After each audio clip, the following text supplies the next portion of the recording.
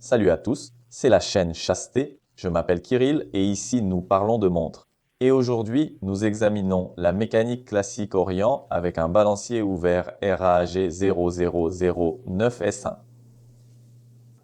Boîtier en acier polyron, contour classique, tout ce qu'une montre habillée doit avoir. Le fond est vissé et au centre, un verre qui nous permet de voir une partie du mécanisme en fonctionnement, le rotor.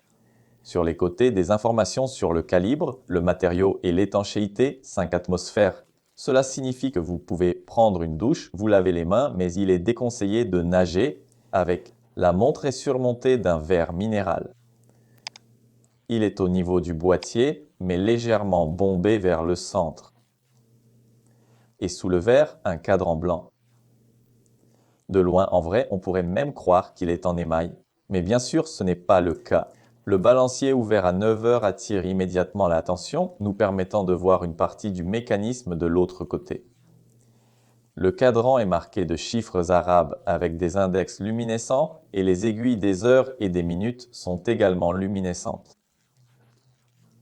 Une fine trotteuse qui montre un mouvement fluide et doux. Sous ce cadran, le calibre F6T22 avec 22 rubis, 21 600 alternances par heure et une réserve de marche d'environ 40 heures. Et ici, en plus du remontage automatique que l'on devine grâce à l'inscription automatique, il y a aussi un remontage manuel. Avec la couronne, sans la tirer, nous pouvons simplement remonter la montre en la tournant dans le sens des aiguilles d'une montre. C'est très pratique car si vous ne portez pas la montre pendant un jour ou deux, vous pouvez la remonter manuellement à tout moment. De plus, la précision du mécanisme est maintenue dans une plage de -15 à +25 secondes par jour. Bien sûr, les roulements anti-choc protègent contre les dommages mécaniques accidentels. Et ce modèle a été lancé en 2018. Elle est, disons, la successeur du célèbre modèle ER2708W.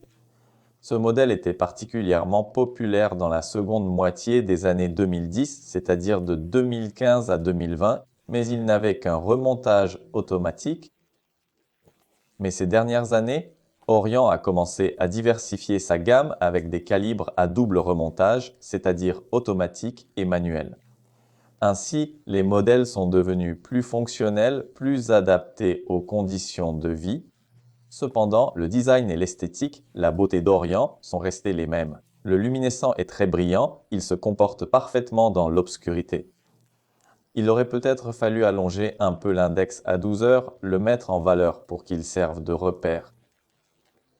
Sinon, tous les index sont identiques, aucun chiffre n'est luminescent. Je pense que c'est un peu un point à améliorer. Voici comment la montre se présente au poignet. 47,5 mm de hauteur aux cornes, 41 mm de diamètre. Elles épousent bien mon poignet. Elle avance un peu, mais c'est compréhensible car le bracelet, en cuir texturé façon crocodile, n'est pas encore assoupli. Il est assez rigide et droit et il faut du temps pour qu'il épouse parfaitement le poignet. La largeur de ce bracelet est de 22 mm et il convient à un poignet de 16 à 21 cm de circonférence. La montre a une épaisseur de 13 mm. Elles sont un peu épaisses pour une montre habillée, mais leur apparence et leur design s'accordent parfaitement avec un style vestimentaire professionnel. La montre pèse 70 grammes, elle est donc assez légère.